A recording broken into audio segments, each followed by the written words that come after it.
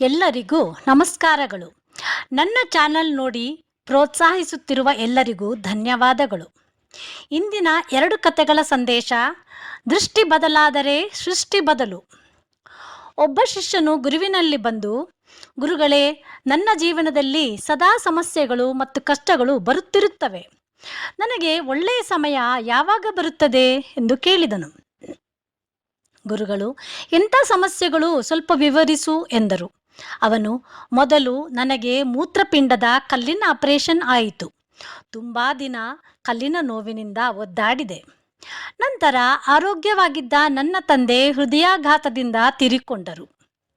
ಇತ್ತೀಚೆಗೆ ನೌಕರಿಯಿಂದ ನಾನು ನಿವೃತ್ತಿ ಹೊಂದಿದ್ದು, ನನಗೆ ಕೆಲಸವೂ ಇಲ್ಲ, ಹಾಗೆಯೇ ಸಂಬಳ ಕೂಡ ಇಲ್ಲ. ನಂತರ ನನ್ನ ಮಗನಿಗೆ ಬೈಕ್ ಆಕ್ಸಿಡೆಂಟ್ ಆಗಿ ಕಾಲು ಮುರಿದು ತುಂಬ ದಿನದಿಂದ ಒದ್ದಾಡುತ್ತಿದ್ದಾನೆ. ಹೀಗೆ ಒಂದರ ಮೇಲೆ ಒಂದು ಕಷ್ಟಗಳು ಬರುತ್ತಲೇ ಇವೆ. ಈ ವರ್ಷ ನನಗೆ ತುಂಬ ಕೆಟ್ಟ ವರ್ಷ ಎಂದು ದುಃಖಿಸಿದನು. ಗುರುಗಳು, ಮೊದಲಿಗೆ ನೀನು ನಿವೃತ್ತನಾಗಿ ನಿನ್ನ ದೇಹಕ್ಕೆ ವಿಶ್ರಾಂತಿ ಸಿಕ್ಕಿದೆ. ಈಗ ನಿನ್ನ ಸಂಸಾರದ ಜೊತೆಗೆ ಆರಾಮವಾಗಿ ಹೆಚ್ಚು ಸಮಯ ಕಳೆಯಬಹುದು ಅಲ್ಲವೇ? ನಿನ್ನ ತಂದೆಯವರು ಜಾಸ್ತಿ ದಿನ ಆಸ್ಪತ್ರೆಯಲ್ಲಿ ಒದ್ದಾಡದೆ ನಿಧನರಾಗಿದ್ದಾರೆ. ನಿರಾಯಾಸ ಮರಣವಾಗಿದ್ದು ಯಾರಿಗೂ ಕಷ್ಟ ಕೊಡಲಿಲ್ಲ. ಮತ್ತೆ ನಿನ್ನ ಮೂತ್ರಕೋಶದ ಕಲ್ಲಿನ ಆಪರೇಷನ್ ಆಗಿದ್ದು, ನೀನು ಅದರ ನೋವಿನಿಂದ ಬಿಡುಗಡೆ ಹೊಂದಿರುವೆ. ನಿನ್ನ ಮಗನು ಆಕ್ಸಿಡೆಂಟ್ನಲ್ಲಿ ಪ್ರಾಣಕ್ಕೆ ಅಪಾಯವಾಗದೆ ಪಾರಾಗಿದ್ದಾನೆ. ಅವನ ಅದೃಷ್ಟ ಚೆನ್ನಾಗಿದ್ದು ಜೀವ ಉಳಿದಿದೆ. ನನ್ನ ಪ್ರಕಾರ ಆಗಿದ್ದೆಲ್ಲ ನಿನ್ನ ಒಳಿತಿಗೇ ಆಗಿದೆ. ಹೀಗೆ ನಾವು ಪ್ರತಿ ಸಮಸ್ಯೆ ಮತ್ತು ಕಷ್ಟವನ್ನು ನೋಡುವ ರೀತಿಯೇ ಬದಲಾಗಬೇಕು. ಆಗ ಸಮಸ್ಯೆಗಳನ್ನು ಸವಾಲಿನಂತೆ ಸ್ವೀಕರಿಸಬಹುದು ಎಂದರು. ಇನ್ನೊಂದು ಕಥೆಯಲ್ಲಿ ಒಬ್ಬ ಕುರುಡನು ಒಂದು ಬೋರ್ಡ್ ಹಾಕಿಕೊಂಡು ರಸ್ತೆಯಲ್ಲಿ ಕುಳಿತಿದ್ದನು. ಬೋರ್ಡ್ನಲ್ಲಿ, ನಾನು ಸಂಪೂರ್ಣವಾಗಿ ಕಣ್ಣಿನ ದೃಷ್ಟಿ ಕಳೆದುಕೊಂಡಿದ್ದೇನೆ, ಕಣ್ಣಿನ ಆಪರೇಷನ್ ಆಗಬೇಕಿದೆ, ದಯವಿಟ್ಟು ನನಗೆ ಸಹಾಯ ಮಾಡಿ ಎಂದು ಬರೆದಿತ್ತು.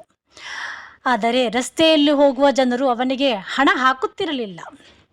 ಇದನ್ನು ದಾರಿಯಲ್ಲಿ ಹೋಗುತ್ತಿರುವ ಒಬ್ಬನು ಗಮನಿಸಿದನು. ಕುರುಡನಿಗೆ ಸಹಾಯ ಮಾಡೋಣ ಎಂದು ಅವನಿಗೆ ಅನ್ನಿಸಿತು.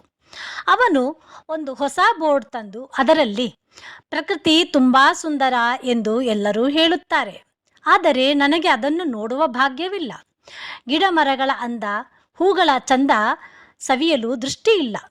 ದಯಮಾಡಿ ನನ್ನ ಕಣ್ಣಿನ ಆಪರೇಷನ್ಗಾಗಿ ಧನ ಸಹಾಯ ಮಾಡಿ ಪ್ರಕೃತಿಯನ್ನು ಕಣ್ತುಂಬ ನೋಡುವ ಭಾಗ್ಯವನ್ನು ನನಗೆ ಕರುಣಿಸಿ ಎಂದು ಬರೆದು ಅದನ್ನು ಕುರುಡನ ಹತ್ತಿರವಿಟ್ಟನು.